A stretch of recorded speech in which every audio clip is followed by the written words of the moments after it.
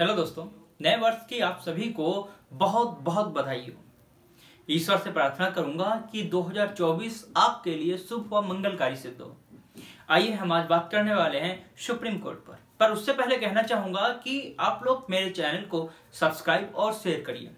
आइए प्रारंभ करते हैं कि सुप्रीम कोर्ट, कल हमने आपको संसदीय जो विधियां थी वो हमने बता दिया था, मैक्सिमम जितना होना था क्लियर कर लिया था। आइए प्रारंभ करते हैं आज सर्वोच्च न्यायालय। सर्वोच्च न्यायालय। एक बात कहूंगा, नया साल देखो आ रहा है, ये बताओ कितने बच्चे हो जो कि ये क्लियर कर रहे हो कि तुम्हारा 2023 साल कैसा गया। आइए प्रारंभ करें। सर्वोच्च न्यायालय, देखो सर्वोच्च न्यायालय की सबसे पहले शुरुआत जो होती है वो 1773 अधिनियम के द्वारा होती है। एक्ट 1773 के द्वारा होती है, अर्थात रेगुलेटिंग एक्ट के द्वारा सबसे पहले भारत में सुप्रीम कोर्ट लाया गया था। और ये 73 के द्वारा ये 74 में बना था। ठीक, इसमें ये बन के तैयार, मतलब बन गया था। और बना कहां था तो याद रहे, स्थान था कलकत्ता। कहां बना था? कलकत्ता। ठीक, ये तो कलकत्ता में बना था। फिर वर्तमान में हम सर्वोच्च न्यायालय या सुप्रीम कोर्ट या उच्चतम न्यायालय दिल्ली में क्यों कहते हैं, आइए उसकी हिस्ट्री जानते हैं। हम जानते हैं कि जब अधिनियम 1935 आया था, एक्ट 1935 आया था, तो उसमें 1 अक्टूबर 1937 को 1 अक्टूबर 1937 को संघीय न्यायालय की स्थापना की, या इसके लिए प्रावधान आया था। किस न्यायालय का? संघीय न्यायालय का प्रावधान आया था। संघीय न्यायालय। अब बात आती है, सर ये तो संघीय न्यायालय है, तो पहले बात ये आया कि संघीय न्यायालय भाई 1 अक्टूबर 1937 में ये बना। तब ये जैसे कि हमने बात की कि इसकी स्थापना जो सुप्रीम कोर्ट थी, एक्ट सुप्रीम कोर्ट, ठीक, इसकी स्थापना 74 में कलकत्ता में की गई थी। उसी तरह से संघीय न्यायालय की स्थापना 1937 में दिल्ली में की गई थी। और जैसा कि आप लोग जानते होंगे कि वर्तमान में जो सर्वोच्च न्यायालय है दिल्ली में स्थापित है। तो याद रहे कि 28 जनवरी 28 जनवरी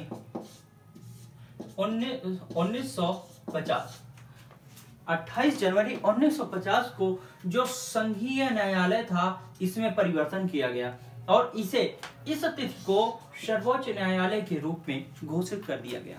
क्लियर हुआ कि सुप्रीम कोर्ट दिल्ली में कैसे पहुंचा। सबसे पहले प्रावधान कब आया था तो 1974 के एक्ट में प्रावधान आया था। 74 में कलकत्ता में बनकर तैयार हुआ। फिर संघीय न्यायालय की प्रावधान आया, ठीक है, फेडरेशन की आया कि संघीय न्यायालय होगा, फेडरेशन कोर्ट होगा, दिल्ली में स्थापित किया गया। अधिनियम 1935 था, आया था 1 अक्टूबर 1937 को ये बनकर तैयार हुआ। अब याद रखना, इसी को जब देश हमारा स्वतंत्र हुआ तो 28 जनवरी 1950 को जो संघीय न्यायालय दिल्ली का था उसे बदलकर दिल्ली में सर्वोच्च न्यायालय, देश का सर्वोच्च न्यायालय स्थापित कर दिया गया। क्लियर हुआ। अब बात करते हैं, एक चीज गौर करो, हमने आपको जब क्लियर पहले अधिनियम बताना शुरू किया था, मैंने कहा था मैक्सिमम जो है कहां से आएंगे, सब पूरा का पूरा उन्हीं अधिनियम के तहत आएगा। आइए देखते हैं, जब 74 में सुप्रीम कोर्ट की स्थापना हो गई थी उस समय न्यायाधीशों की संख्या 4 थी। कुल न्यायाधीश कितने थे? 4 थे। अब वही चीज वर्तमान की अगर हम बात करते हैं तो वर्तमान में सर्वोच्च न्यायालय में जो संख्या है वो 34 है। क्लियर। आइए अब बात करते हैं सर्वोच्च न्यायालय के जो न्यायाधीशों हैं या सर्वोच्च न्यायालय के बारे में। सर्वोच्च न्यायालय का जो प्रावधान है ये आर्टिकल 124 में किया गया है। तो प्रारंभ करें, आर्टिकल 124। आर्टिकल 124 कहता है कि भारत में कानून व्यवस्था को देखने व उनका संरक्षण, लोगों के अधिकारों का संरक्षण करने के लिए एक सुप्रीम कोर्ट होगा। क्या होगा? एक सुप्रीम कोर्ट होगा। कहाँ होगा? भारत में। क्यों होगा?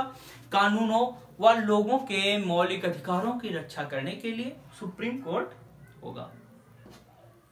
अब वहीं पे बात करते हैं कि जब 1950 28 जनवरी 1950 को सुप्रीम कोर्ट बना था, उस समय यहां पर न्यायाधीशों की संख्या 1+7 थी। कुल कितनी सदस्य संख्या थी? 8 थी। लेकिन जब हम 2000 के बाद आते हैं, देखते हैं सन 2008 में आते हैं, तो कुल सदस्यों की संख्या हमें 31 दिखाई देती है। सर्वोच्च न्यायालय में कुल सदस्यों की संख्या 31 होती है, वो 30+1 होती है। यानी एक क्या हुआ? मुख्य न्यायाधीश हुआ, 30 अन्य न्यायाधीश हुए। ठीक। अब वहीं पर जब हम 2019 में आते हैं, 2019 में आते हैं, तो यही सदस्य संख्या 1+33 हो जाती है, अर्थात कुल सदस्यों की संख्या 34 हो जाती है, जो कि वर्तमान में भी अधिकतम संख्या कितनी है? 34।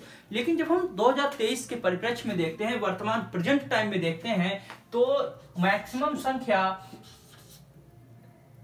33 है।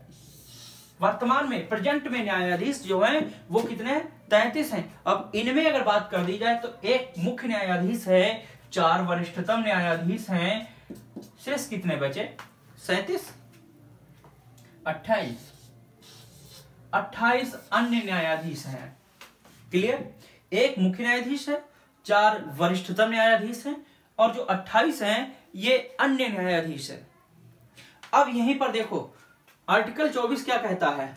भारत में एक उच्चतम न्यायालय होगा जो कि लोगों के मौलिक अधिकारों, उनके कानूनों का संरक्षण करेगा। साथ ही साथ इसने कहा है कि भारत में सुप्रीम कोर्ट एक मुख्य न्यायाधीश और अन्य न्यायाधीशों से मिलकर बनेगा। यह हमारा आर्टिकल 124 है। आइए बात करते हैं न्यायाधीशों के संबंध में, इनकी नियुक्ति कैसे होती है।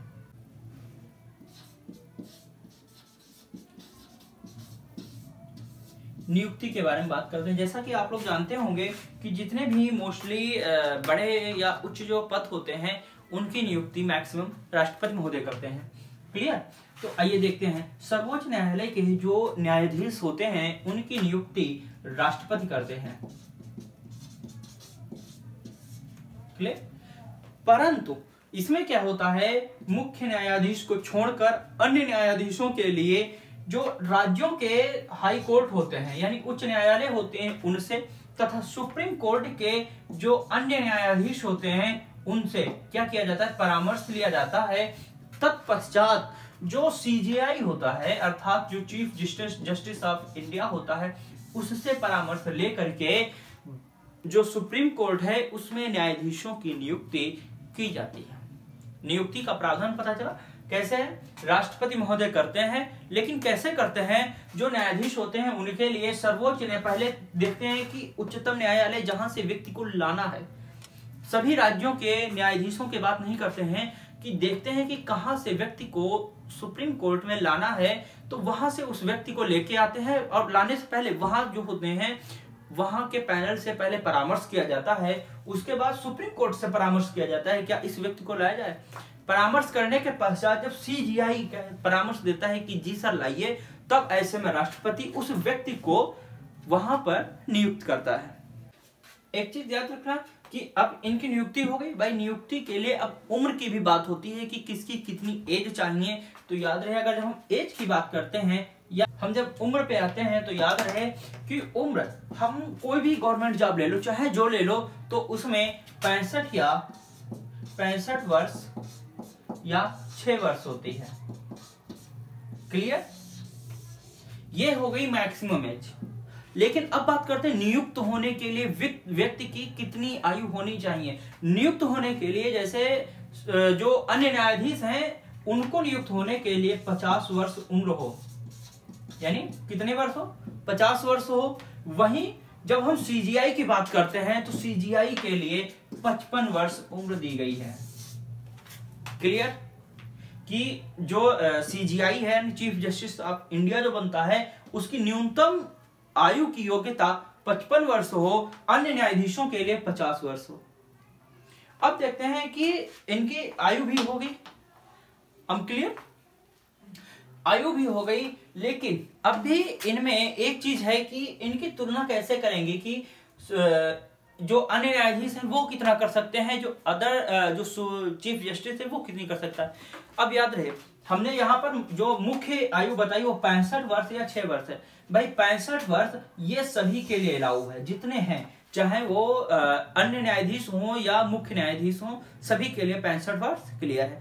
परंतु अब जो 6 वर्ष का है, इसमें देखो क्या है, ये 6 वर्ष है चीफ जस्टिस ऑफ इंडिया के लिए। मतलब जो 65 वर्ष तक हैं अन्य न्यायाधीश, 65 वर्ष तक, भले वो 50 वर्ष या 51 वर्ष में नियुक्त कर दिए गए हों, उनको 65 वर्ष तक करना है। अब बात करते हैं कि जब 65 वर्ष तक इनको करना है तो ये तो क्लियर हो गया। अब चीफ जस्टिस की बात करते हैं कि इनकी आयु 55 वर्ष कर दी गई है। 55 वर्ष में मतलब एंट्री लेंगे, ठीक, 55 वर्ष पूरी हुई और इनको वहां पर चीफ जस्टिस बना दिया गया। लेकिन यहां कहता है 65 वर्ष या 6 वर्ष। अगर 65 वर्ष के अनुसार देखा जाए तो इनको जो कार्यकाल इनका 10 वर्ष हो गया। लेकिन नहीं, यही पर थोड़ा समझना है कि जो चीफ जस्टिस होता है उसे 6 वर्ष दिया जाता है। अगर वो 55 में एंट्री लिया है या नियुक्त किया गया है तो 55 6 61 अर्थात 61वें वर्ष उसे रिटायर होना होगा। क्लियर। या फिर मान लो कि किसी का 58 वर्ष में सीजीआई है, 58 वर्ष में इसकी एंट्री हुई है, तो इसमें 6 जोड़ दो। केवल 6 वर्ष ही ये शासन कर सकेगा, इसके ऊपर नहीं कर सकेगा। 65 वर्ष का तो पूरी हो ये आवश्यक नहीं होता है, ठीक। अब बात करते हैं कि मान लो जो जिसे सीजीआई नियुक्त किया गया है उसकी पहले से ही उम्र 63 साल हो गई हो, कहते तो सर अब भी तो 6 वर्ष होना चाहिए। नहीं, अब देखा जाएगा कि 65 वर्ष पूरी हो, उसकी आयु कितनी चाहिए, 65 वर्ष अब आयु पूर्ण होनी चाहिए। क्लियर। अब बात करते हैं कि जब हमने नियुक्त कर दिया, अब इनको हटाने की प्रक्रिया क्या होती है उसके बारे में देखते हैं। जब हम हटाने की बात करते हैं तो याद रहे कि राष्ट्रपति ही हटाता है। भाई जिसने नियुक्त किया है उसे ही हटाने का अधिकार प्राप्त होता है। तो इन्हें पद से कौन हटाता है, तो राष्ट्रपति महोदय इन्हें इनके पद से हटाता है। अब बात करते हैं कि कैसे हटाता है, क्या प्रक्रिया होती है। तो याद रहे हटाने की प्रक्रिया होती है कि सबसे पहले या तो ये भ्रष्टाचार में लिप्त हो, वही चीज जो मैक्सिमम हमने देखा है कि मैक्सिमम चीजों में भ्रष्टाचार में लिप्त हो, अयोग्य हो, ठीक है, कार्य करने में सक्षम ना हो। ऐसी स्थिति में जो राज्यसभा और लोकसभा दोनों में क्या किया जाता है कि एक प्रस्ताव लाया जाता है जिसे पारित किया जाता है। परंतु वो पारित होने के लिए बहुमत होना आवश्यक है, अर्थात 2/3 लोगों का उस पर राजी होना आवश्यक हो जाता है। क्योंकि अगर 2/3 लोग राजी नहीं है तो ऐसे में माना जाता है कि इन पर जो इल्जाम लगाया गया है वो गलत सिद्ध होता है। तब जाके क्या करते हैं जो न्यायाधीश है इनको हटा पाते हैं। अब यही चीज सर्वोच्च न्यायालय के चीफ जस्टिस पे लागू होती है, परंतु इसे महाभियोग द्वारा भी हटाया जाता है। महाभियोग द्वारा भी हटाया जाता है। अब याद रहे महाभियोग की भी प्रक्रिया यही है कि राज्यसभा और लोकसभा दोनों में 2/3 बहुमत प्राप्त हो इन्हें हटाने के लिए। क्लियर। अब बात करते हैं कि इनकी योग्यताएं क्या होती हैं। तो जब हम योग्यता के बारे में बात करते हैं, जैसा कि आप लोग जानते होंगे कि सर्वोच्च न्यायालय की जो न्यायाधीशों को नियुक्त किया जाता है उनके लिए जो योग्यताएं चाहिए, सबसे पहले कि वो, पहली बात तो है 2 चीजें होती हैं, 2 कंडीशन होते हैं कि 5 वर्ष का न्यायालय में न्यायाधीश का अनुभव हो, 5 वर्ष न्यायाधीश का अनुभव हो। क्लियर। इसके बाद आता है या 10 वर्षों तक न्यायालयों मतलब वकालत का अनुभव हो, वकालत का अनुभव हो। अब इस वकालत के बारे में एक बात याद रखना, ये वकालत ये नहीं कह रहा है कि जो जिले स्तर होते हैं वहां का वकील हो, ये कह रहा है जो वकालत का अनुभव हो वो हाई कोर्ट का हो, चाहे वो एक हाई कोर्ट का हो या एक से अधिक हाई कोर्ट का वकालत का अनुभव हो। क्लियर।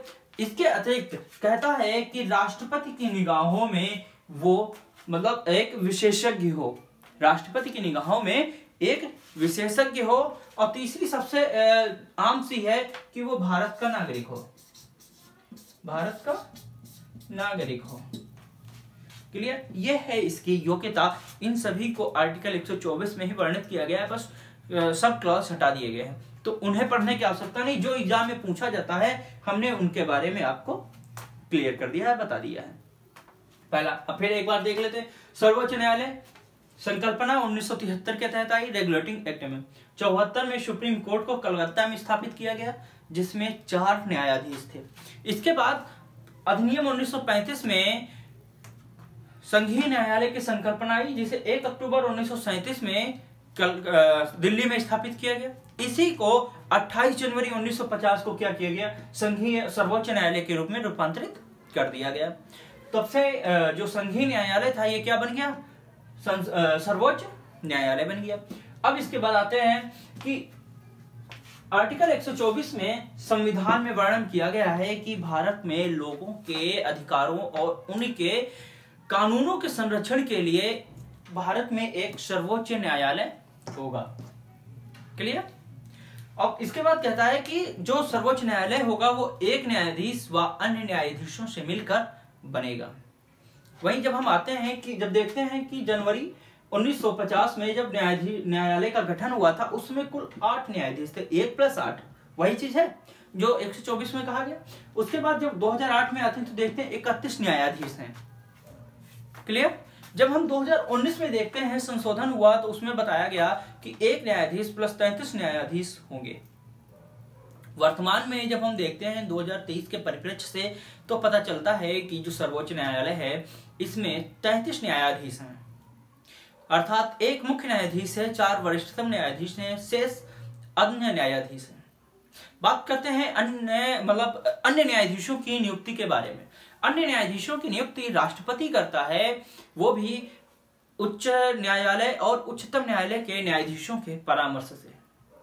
परंतु इसके बाद जो चीफ जस्टिस होता है उससे परामर्श लिया जाता है और वो परामर्श राष्ट्रपति के लिए बाध्यकारी होती है। क्लियर?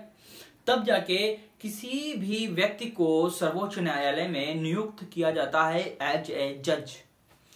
अब इसके बाद हम देखते हैं कि उसकी उम्र वगैरह एज क्या होती है। तो सब में जितनी भी सेंट्रल लेवल के मैक्सिमम जो जॉब्स हैं तो 65 से 6 वर्ष होती हैं, अर्थात 65 वर्ष की आयु तक होती हैं। जैसे स्टेट में जाते हैं तो देखते हैं वहां पर 60 या 62 वर्ष होती है, लेकिन सेंट्रल में 65 होती है। इतना क्लियर रहेगा। अगर ये कॉन्सेप्ट है कि सेंट्रल गवर्नमेंट में 65 वर्ष की जॉब होती है तो कभी नहीं चूकोगे। आइए अब बात करते हैं कि क्या 65 वर्ष तक सभी की, जी हाँ सभी की होती है, लेकिन मिनिमम आयु के अनुसार होती है। जैसे मान लो हम इसी में बताते हैं कि जो न्यायाधीश हैं, अन्य न्यायाधीश चीफ जस्टिस को छोड़कर उनकी न्यूनतम आयु 50 वर्ष है, जबकि चीफ जस्टिस के लिए 55 वर्ष रखी गई। अगर चीफ जस्टिस 55 वर्ष की आयु पर नियुक्त किया जाता है तो वो मात्र अपनी आयु से 6 वर्ष तक और शासन कर सकेगा, पद पर बैठा रह सकेगा, यानी चीफ जस्टिस मुख्य न्यायाधीश बना रह सकता है, अर्थात 55 6 61 वर्ष तक क्या रहेगा, वो न्यायाधीश रहेगा। इसके बाद हटा दिया जाएगा, दूसरा नियुक्त कर दिया जाएगा। 65 वर्ष की आयु नहीं प्राप्त करेगा। लेकिन अन्य जितने न्यायाधीश हैं 50 वर्ष आयु रखी गई है। एक बार एंट्री लेने के पश्चात अगर उन पर कार्यवाही नहीं बैठी, उन्हें तत्काल नहीं हटाया गया, तो ऐसे में उस व्यक्ति को जो पद होता है वो 65 वर्ष तक रहता है। उसी में उनका प्रमोशन होकर वरिष्ठतम न्यायाधीश बनाया जाता है। हमारा इतना क्लियर हुआ। ठीक, अब बात करते हैं उनकी योग्यता। सबसे पहले देखते हैं कि जिसे जज बनाया जा रहा है वो भारत का नागरिक हो, जज के रूप में कम से कम 5 वर्ष का अनुभव हो। अगर जज नहीं है तो वकालत के रूप में कम से कम 10 वर्ष का उसके पास अनुभव होना आवश्यक होता है, यानी 10 वर्ष अनुभव हो। लेकिन ये हाई कोर्ट में होना चाहिए, यानी उच्च न्यायालय में होना चाहिए, ना कि किसी जिला या फिर किसी अन्य न्यायालयों में इसकी तुलना की गई है। क्लियर? अब चाहे वो 1 में हो या 1 से अधिक में हो। ये थे हमारी न्यायाधीशों की नियुक्ति और उनकी एज के बारे में।